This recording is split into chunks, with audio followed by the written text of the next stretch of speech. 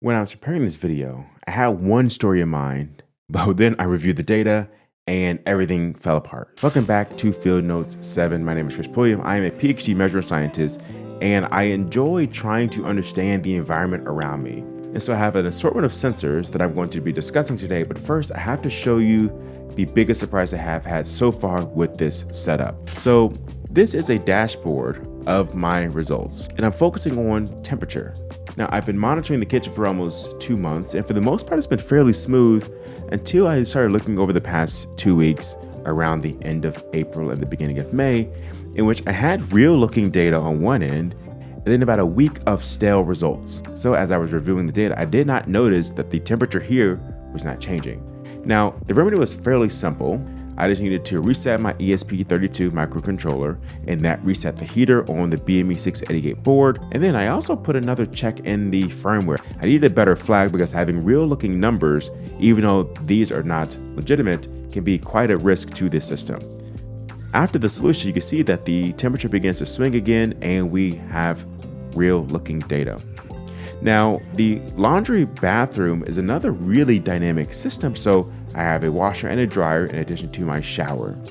There are also really big swings that are likely tied to my washer and dryer. And I'm going to cover more about those events in another video. Now, after reading a couple of publications, I became really interested in understanding, can I track CO2? So the room in which I record these videos, I work on my day job, I do all this stuff in the evening, it's fairly small, and I oftentimes work with the door closed, especially at night or if I'm in a meeting, just to have added privacy and to not disturb those around me who might be asleep.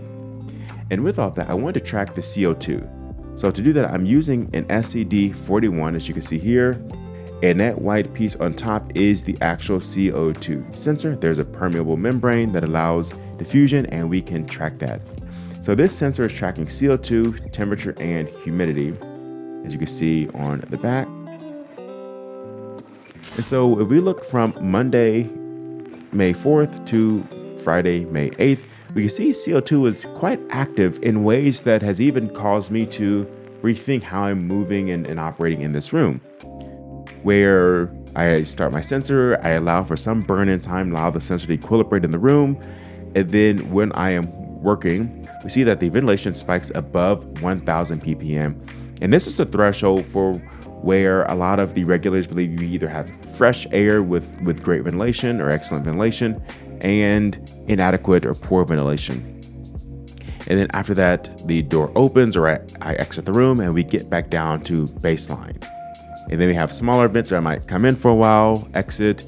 And then interestingly, I tend to work a lot at night. And so this is one of those very late nights, as you can tell with this window, with this time window, where the door is closed and I'm chugging away. I might go out, get a drink of water, and then I spike again, or the CO2 spikes again, and it gets pretty high. But this is just one person. So imagine how much more dynamic this might be with multiple people in this room. And we can see we have more late night sessions, we have daytime meetings, and this gives me a really good idea of what the environment looks like. And the point of this isn't to scare anyone or be provocative. It just shows that we are impacting the environment. My breathing is impacting the environment, and that also could have an impact on me with my ability to focus and get things done. So imagine taking a test and your CO2 levels are high in the room and you start to feel a little bit lethargic or just a slight inability to focus. This could be kind of detrimental to your performance, and studies have shown that. Now, let's zoom in on one peak. So in this figure here, it's estimated that I'm entering the room at 9:15. Notice the mismatch in time. That is because I am collecting at standard time and then I'm changing it to my local central standard time. And I am seeing a 9 parts per million per minute accumulation rate of CO2. Now, this is just one person in this room with the door closed. And when I leave the room a little over an hour later, we start to see a clearance rate of about 13 parts per million per minute. And so I'm going to continue to tell these stories, especially as we move into multiple zones, to understand how the house is moving and reacting. So if there's other things you want me to dig into as I monitor my own home and new environments, let me know when I see the next video. Peace.